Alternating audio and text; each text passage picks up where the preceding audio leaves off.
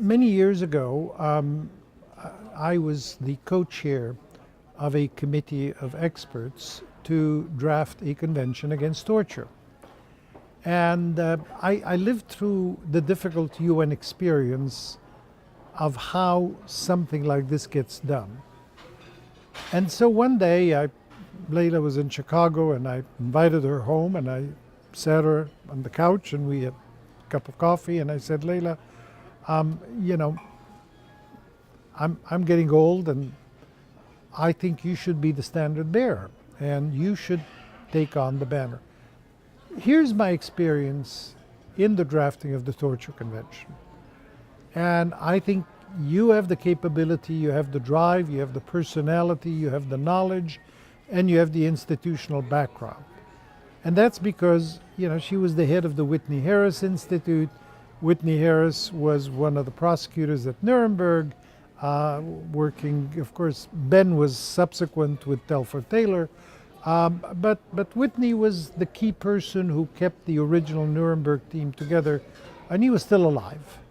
And so Leila, sure enough, took the ball, went running with us. She has an extraordinary savoir-faire. She knows exactly how to deal with people. She's not overbearing at all. She knows how to make people feel good. Everybody likes her. And she is quite a scholar in her own right, highly recognized. And she was able to get a group of experts together, prepare a draft convention, and then went on to convince Sean Murphy, who is on the International Law Commission, to carry the ball. The expectation is that by 2018, maybe the ILC might approve a convention with about 25 articles. The definition of crimes against humanity will not change.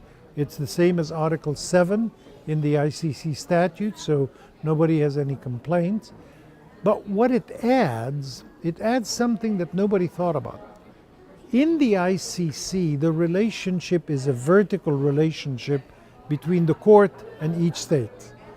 The convention will establish a horizontal relationship between all of the states. As it now stands, crimes against humanity means that if the ICC prosecutes and asks a state to cooperate, that state must cooperate. Now, that state is not obligated at this point to criminalize and prosecute. It has the option to do so. But with a new convention, it would have the obligation to prosecute or to extradite. So it becomes a horizontal relationship that complements the vertical relationship that exists with the ICC. And so we're very hopeful that its time will soon come, and that maybe before the year 2020, that's in about 4 years, which is pretty good for the international legal process, to have for the first time in history a convention on crimes against humanity, even though the first time that term appeared in a statute was in the International Military Tribunal, the Nuremberg Statute, in Article 6. And ironically, it is in Article 7 of the ICC statute. And since I was the chairman of the drafting committee of the diplomatic conference, it was my great pleasure to have contributed to the definition of that crime and its inclusion in the statute.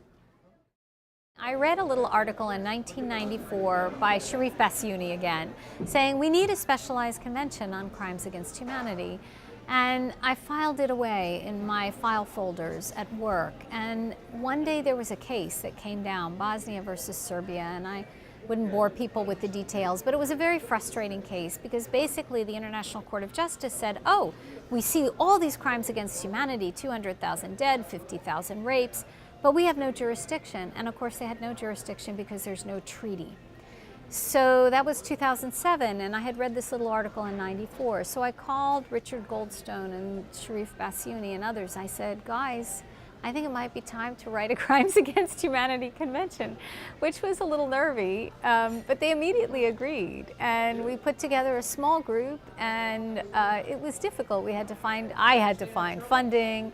It was a new idea, so there was surprising resistance actually to the idea from many, many very thoughtful international lawyers. And it took a long time actually to build support, but it seemed to me and it seemed to them that this was an absolutely essential next step in building the infrastructure, the development of international criminal law. And really, I've had people like Ben Ferencz, like Cherie, like Whitney Harris, people who are very inspiring because they themselves were sort of these one-man bands in a sense of just saying, we don't know if our actions will bear fruit, but you have to try. So I feel very fortunate because sometimes you try something and it doesn't work so well. And this, we've been very fortunate to build a great team, be at the right place at the right time, and really be able to push this idea, at least so now it's really out in the international community and people are starting to debate it all over the world. So I'm very grateful for that. But what I would say to students especially is, never give up. That's Ben Ferencz's famous phrase, never give up. You just can't, if you're pushed, if you're knocked down, you sort of have to pick yourself back up and just do what's right, regardless of the outcome. And if you do that, you're probably going to get lucky once or twice.